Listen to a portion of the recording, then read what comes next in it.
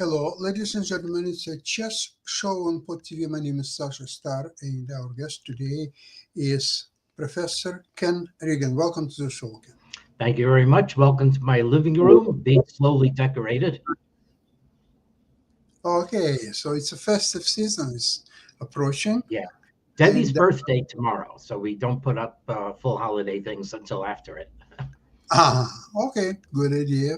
So we had just a spectacular, some great tournament on Fisher Chess.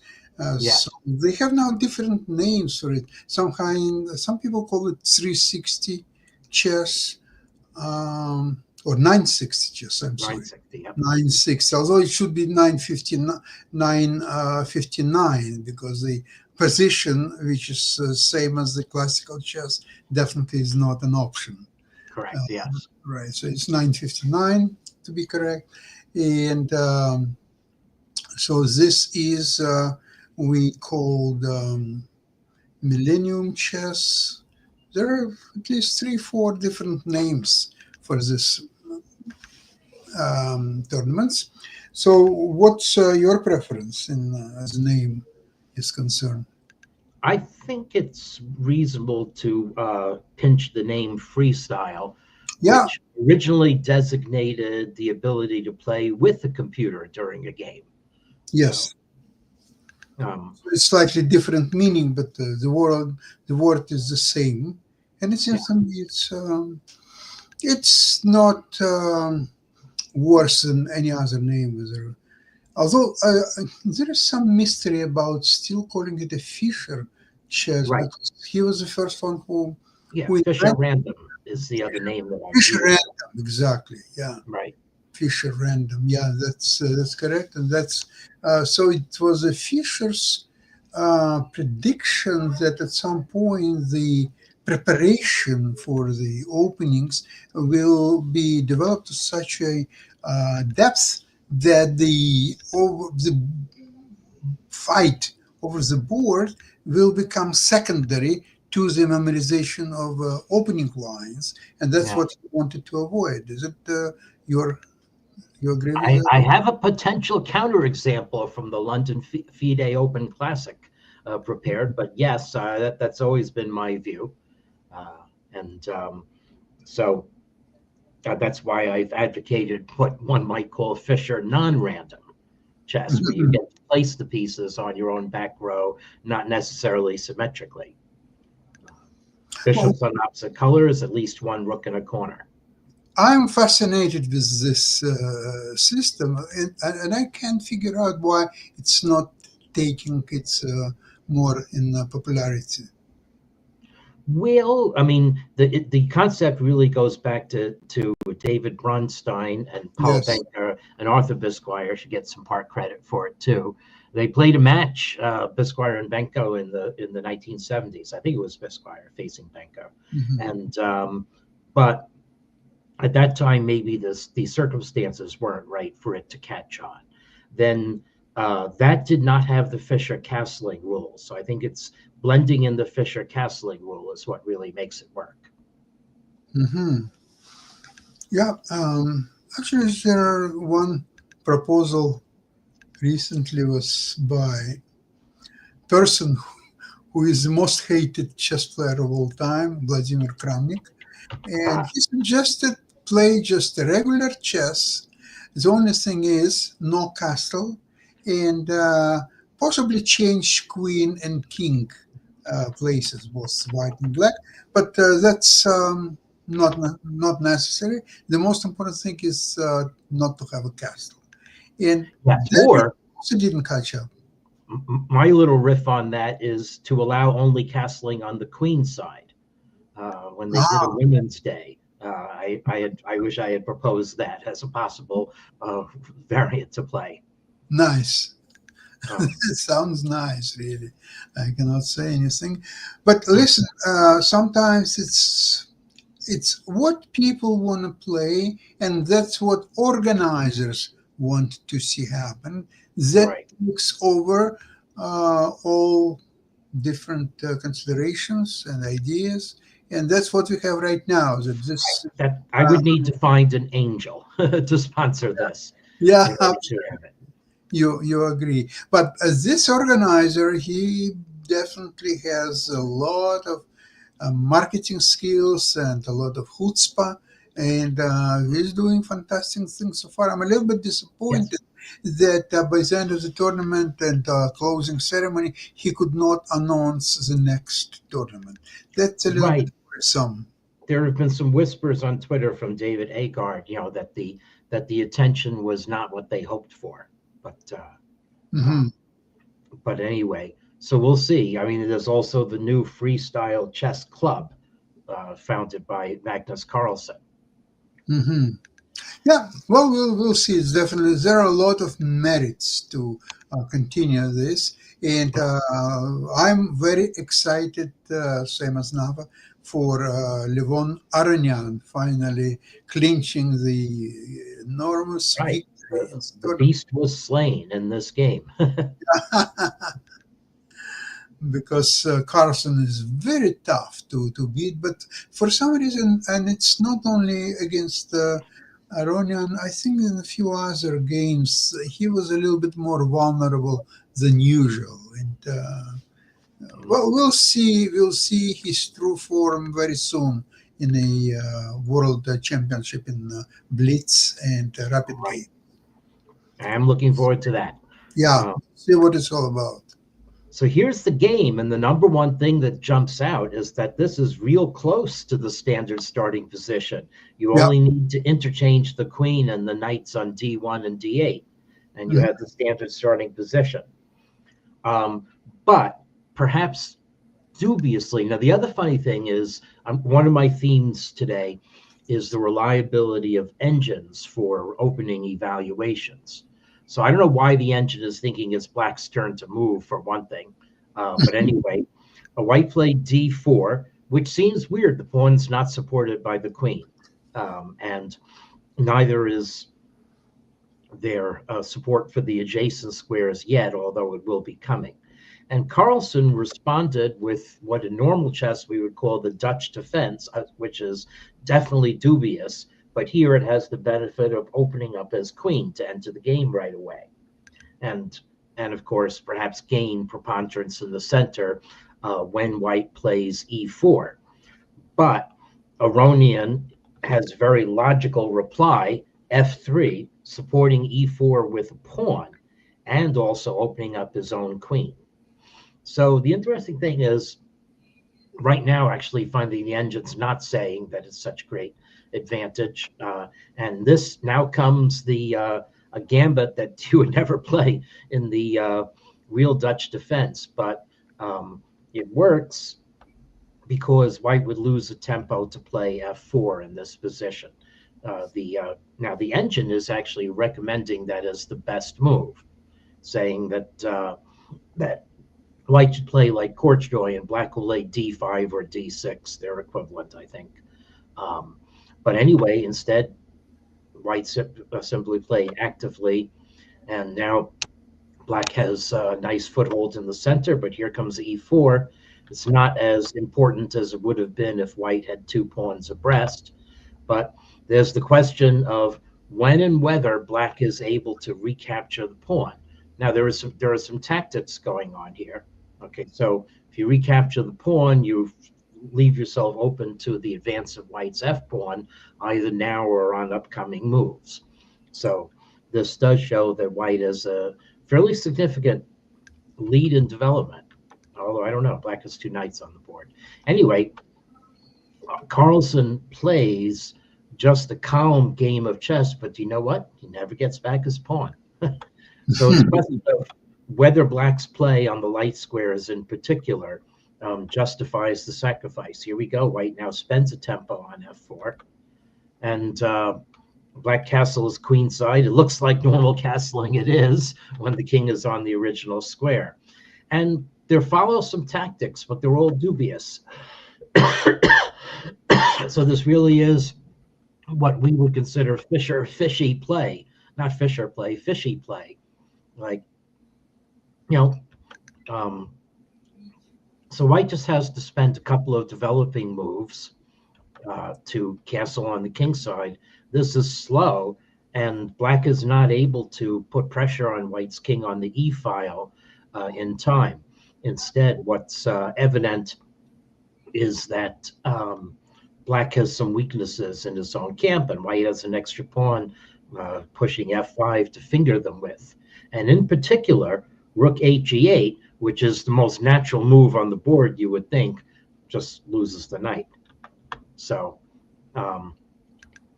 so black has to spend a tempo to unpin the knight, and now white is, with queen f7 having been a bad idea, white is thoroughly in the driver's seat. Could castle kingside? Let's see. Is there a reason not to castle kingside in this position? No, white's perfectly good. But Aronian realizes, well, black doesn't even have an attack on the other side. Carlsen spends a move, and now Aronian is the one attacking on the queen side, not black. And now it's a pseudo sham sacrifice because e6 is hanging, so black has to recapture with the rook. And now from here on, Aronian just has a 3-pawn advantage according to the engine, and this is just crushing. By the way, I should say the game is 30 minutes with a 15-second increment, thus giving 45 minutes to 60 moves. But Carlsen was already down under a minute in this position. So desperation all around, and Aronian merely has to play calmly. Now here, okay, a little bit of excitement here. We just ignore it. And now there's no attack for black. In fact, white is the two bishops absolutely raking black's position. And now white is the one able to bring up the pawns. And now this is a nice move. Yeah. In a good position. It's not even the best move according to the computer.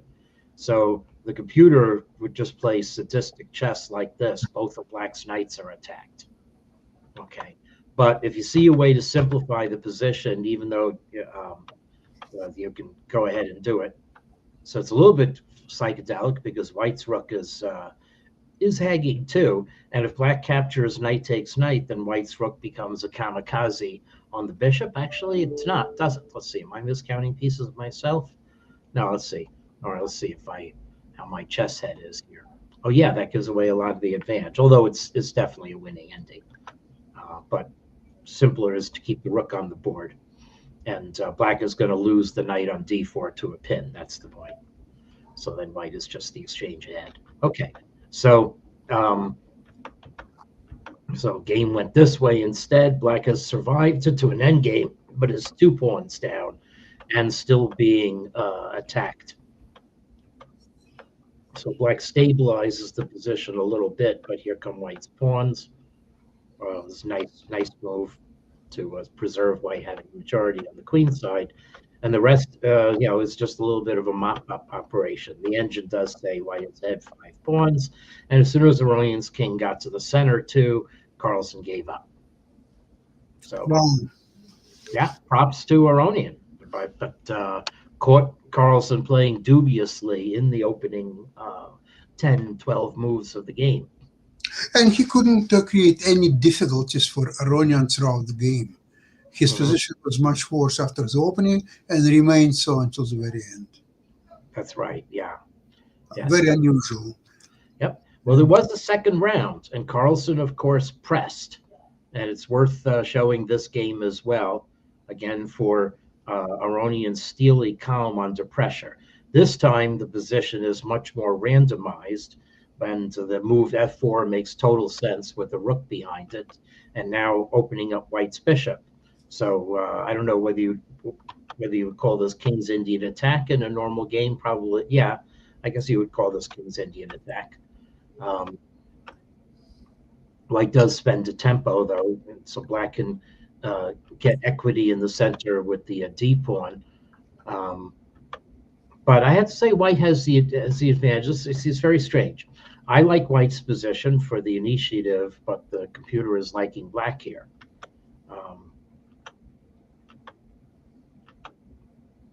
It is true, however, though, that white is going to spend more time developing the bishop on c8. Also worth noting that when white castles to activate the a1 rook, the king is going to slide to the right because the final position is the same as queenside castling. So white's king is perfectly safe, as is black's right now. Black has to do something about the rook on a8, but okay, we'll just put the bishop in front. So both players are going to want to find some way to develop their bishop and then connect the rooks. And the way that Aronian does it is not to castle on the queen side, which he could do. He could play king c8 and rook d8, and then his king is a little bit open. But it's also legal for him to castle on the king side. And again, the point is the final position is after kingside castling. So black's king ducks out to the right, and now it's very clear black has a lead in development, and that outweighs white's slightly greater command of the center. And in fact, the engine gives black a half pawn lead. So white still has to play a castling move, and white has the same options here. Okay, so neither the rooks nor the king is moved. So white can castle kingside by playing king g1, or castle queenside by playing king c1 and rook a d1. And but there's a little bit more jockeying instead from Aronian, and the irony is, in fact, that he never castles. He finds a simpler way to connect his rooks. So, sorry, from Carlsen. So Carlsen, as I said, this was good, solid choice by Aronian. Carlsen has to press, but is pressing with the position that's structurally worse. Well, he has, slightly better command to the center, but also some weak squares, and the black is able to press on the queen side right away. So, okay, well, actually, white is equalized, and I don't know what was wrong about black's moves. But anyway, this is how white connects the rooks instead. So I would say here, I mean, yes, with the benefit of the engine evaluation, that white is equalized because black's attack isn't going to press white with an invasion, and white will be able to neutralize whatever's happening by activity in the center. Okay, so this is, and here we go. So exchange of knights in the center. White's knight on d4 is a nice anchor of c2. So black just guards the pawn. White overprotects c2. Finally, I think after this move, I already knew that white will not be able to win. Yeah. This is completely solid for black. Now, king g7 is given as a little slip, saying c3 check was attractive and should have been thrown in, and maybe that's true. Now white stops c3 check, but there's no danger for black here. But Carlsen still presses, and give Carlsen credit. He gets his rook through the 7th rank and gets a pawn to c7. So at least makes Aronian think here. So here comes white's pawn. White does have a passed pawn, and that is an asset in this position. Okay, so white turns down the draw, but this cedes a tempo. Okay, but white is a passed pawn. White can try to do something with it.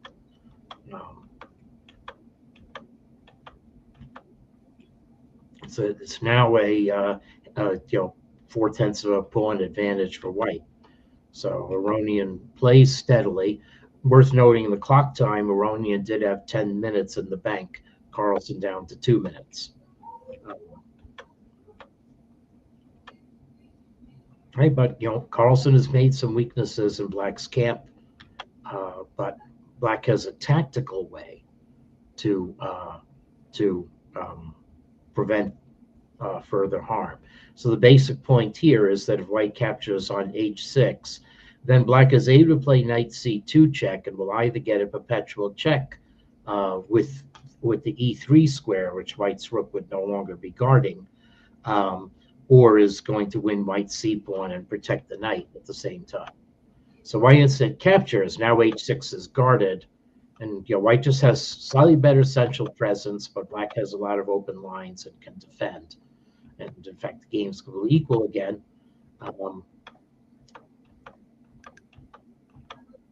White got his rook to the 7th rank and ceded a pawn, but White has the pawn up now to the 6th rank. So maybe in time pressure, something could possibly go wrong here. So as Carlsen really is now, the pawn's advanced to the 7th rank. And if White can protect it with the knight, then things might happen. But in fact, Carlsen recognized the inevitable here. Yeah, rook h5 is extremely strong because it forces rook d5, rook d7. Yep, and that will win the pawn. And in fact, White arguably has to scramble to equalize this. So, well, but White can play king c3 instead of rook d5, rook h6, and trade pawns, and instead draw it. So thus the title passed to Aronian. Wow. Great achievement, because it looked for quite a time that nobody could fight Carlsen in any format, whether it's a classical or this Fischer random or just any other configuration, blitz and random, all these chess. Now, nevertheless, Carlsen did win the Grand Slam from victories in earlier events. There is another circuit winner whom I want to call attention to. We covered the London Classic last week, but we did not mention arguably the most heralded strongest player playing in London. And this was Praggnanandhaa. Okay. Well, he was playing in the Open. He, of course, could have secured an invitation to the elite, but he wanted to play in the Open to shore up his lead in the FIDE circuit, which he did playing very steady chess. He drew 4 games against lower rated players, but he engineered a tie for first with 7 out of 9, and that was enough to cement his winning the FIDE circuit and qualifying for the candidates in that manner. Okay, so he sewed up the tournament by winning in fine style in a French defense over David Gavrilescu. Now he's more than 200 points higher rated than Gavrilescu, but there are some instructive points about this game relating to engine evaluations and theory. So you see upper left, we have the latest Stockfish 17.1, although light version it says. I think that's just how long it's run, but still being run to depth 23. That's about equivalent to what I use in my own scripts. Okay, so we play the heavy version of the French. Okay, and White plays a3, which forces Black's hand. Now here's the very funny thing. So the funny thing is that actually the engine regards Black as fully equalizing by capturing with the bishop. Okay. But that's not what Gavrilescu did. So now if we look at this position in ChessBase with the big database and look at book, okay, so what we'll see is that the move knight takes c5 actually scores over 50%. Really? Yes. However, with a big caveat. We'll see the highest ELO. The games in which knight takes c5 was played were basically all before the introduction of the chess rating system. So let's so I said bishop takes c5 is the normal move, but let's play knight takes c5 and see who appears. So the highest ELO is 1628 by Benesh Mikutz. But down here there are some players who weren't so weak. Well, there was Emanuel Lasker losing to Harry Pillsbury in the famous quadrangular tournament of 1896. And further down, there's Blackburn, okay, losing to Lipschitz. Okay, so the scoring for Black didn't occur there. And here is, and there's also Jan Hein Donner, closer to our time, winning from this position. So yes, let's just see exactly which Lasker Pillsbury game this is. Oh, it's a pretty wild one. But let's see, is this the I don't know. This is actually a little bit of a crush. No, it's actually Nuremberg. It was not the famous quadrangular tournament. Okay, so I'm wrong inferring from the date. So I guess this some of this looks a little modern with the H pawns and A pawns moving, but Pillsbury plays a nice sacrifice and gets command of the center, and Black's pieces are just overextended. Yeah, this is a brilliant game here. Wow. Yeah, so definitely worth showing. One Black's queen. I guess there was nothing Black could do because White's otherwise going to invade on the F file and win. So nice play by Pillsbury. But let's go back to Praggnanandhaa against Gavrilescu, because there are some nice moves in this game too. One suggestion: do you think it's possible to eliminate from the databases games played by, say, under 22,000 players? Oh yes, you can do that, and I implicitly do that when I remove book in for my formal anti-cheating tests. I remove only book by 2,300 players and above. The same standard as the opening master databases. Yeah. So, yeah. So I could do that automatically, but there are the determination of book in chess with transpositions is actually a very difficult mathematical problem. So I do it manually. And with ChessBase, by the way, little secret, don't use the find book. Don't use find novelty. It's still buggy, but novelty annotation is not buggy, and it works very well. It took me a while to realize that. You have to know that. Yeah. So anyway, so Black captures with the knight. Surely, a heralded book move, but given as a mistake by the engine. Well, the engine's going to think that a number of moves coming up are a mistake, but they're all still pretty much in book. So let me actually play this also in the game that I have open. Okay, wait, did I dismiss the window of it? No, here it is. So let's play a few more moves here. And let's see now this A6 move. Let's take a look. Is it really a mistake? It was played in one game, and the player who played it lost. So who was the unlucky player of A6? It was a guy named Martin Medina, 2032. So we can say that we are out of book when Black plays A6. Okay. It's well under 2,300. Castling has to be said that's the normal move. And then there was the F6 move. Is that really sound? Well, I doubt it. It was played by an 1839 player, so never mind. So yeah, all of these considerations. So it may be that the players already were out of book, and the thinking times, 20 minutes expended by Black in particular.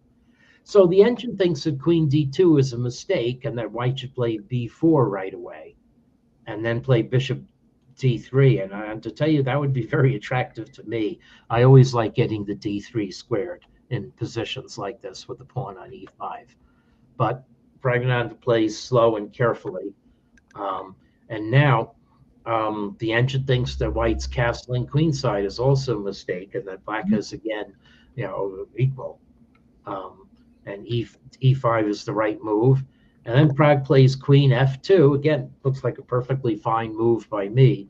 But now says that Black should be able to get an attack against White's king by playing B4.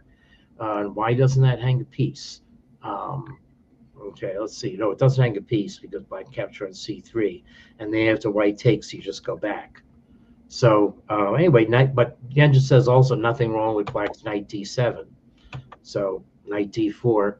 So this looks completely solid, but the engine believes Black's counterattack with Queen F7. So the thing is, it's not going to be in just a few moves. Black's position is going to look recognizably bad, and then the game turns again. So F6, normal French strategy, looks good, but maybe not here. Maybe B4 was better. Yeah, B4, playing the attack. Maybe Black has an embarrassment of riches. Now, it's right around here that I actually worry about White's position being a little fragile. And White is not going to attack Black's E6 square anytime soon. So, so anyway, so knight c5 or b4 or queen c7, all our moves. But black played bishop c5. And now, actually, now white's position looks a whole lot better than it did before. And black's bishop on c8 now looks like a real problem. So And this, queen h3 is a threat. So. yeah, queen h3 is e6 in anticipation of that. And so oddly enough, the one move that keeps a good advantage for white is rook hf1. Why not queen h3? Oh, black plays bishop g6, and then suddenly maybe white has lost a step in guarding the e pawn, and black is coming with a5. So so definitely a hard position to judge. So knight b6, what a totally natural move. Now knight f4, good for white, but it's very hard to calculate. Rook f1 was the best move last move. It's still certainly good now. And here, from here on in, Praggnanandhaa just outplays Gavrilescu. And what we have now is the classic position of good knight against bad bishop. And the white tightens the screws as much as possible. So a passed pawn on f6 emerging as a threat. Black's king is also under threat. There we go, f6. Black decides not to concede white the passed pawn, but then black's queen really has no prospects either. So black sheds a pawn to try to get some counterplay. But here white is clearly winning, and there's this neat combination. So, oops, sorry, I meant to go back. So there's this neat combination here where Pragg realizes that he can snuff black's counterplay by trading the queens.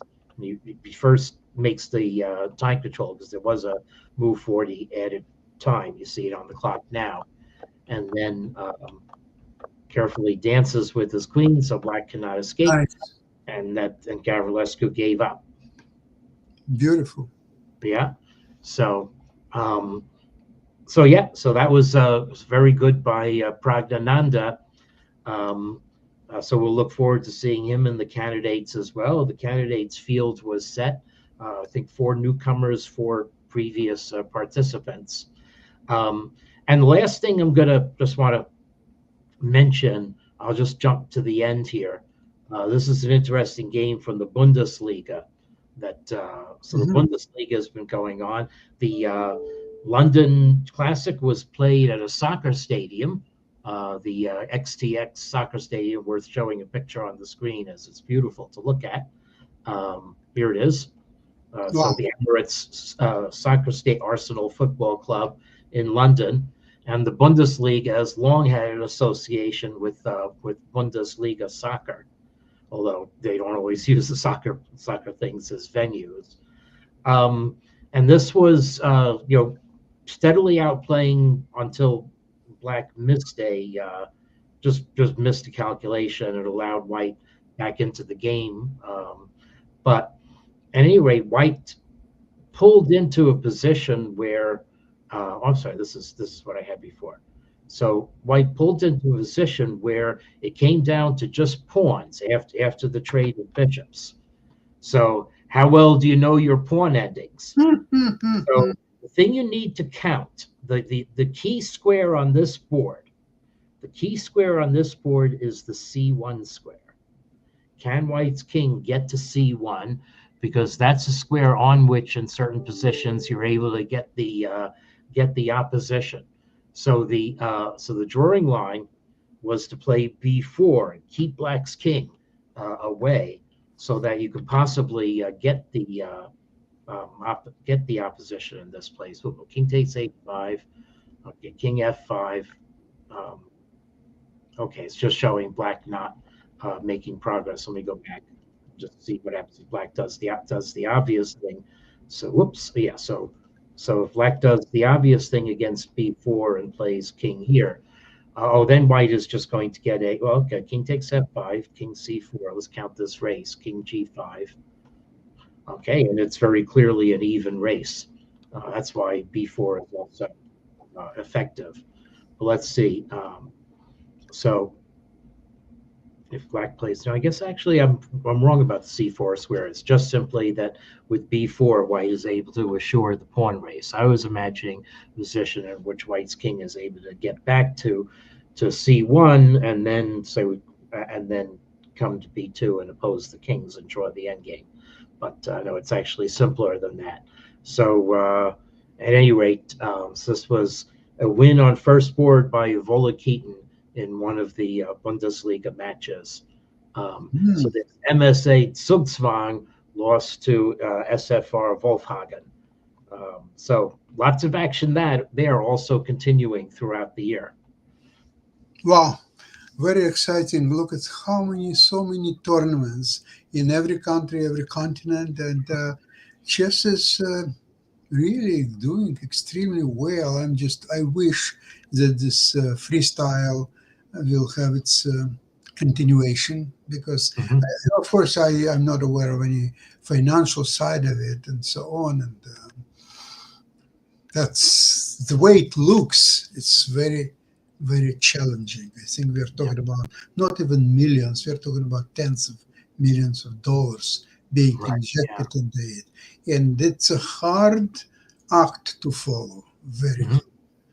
But we'll see. Hopefully something will happen to it, and we'll have next season. I hope chess sustains its popularity, and I have to say, shout out to organizers in Britain for pulling off the classic and organizing many other tournaments. FIDE has gotten involved. Maybe FIDE's effect is more obvious in countries like Uzbekistan and Kazakhstan, and where, of course, all eyes will turn at the end of this month. So. Okay.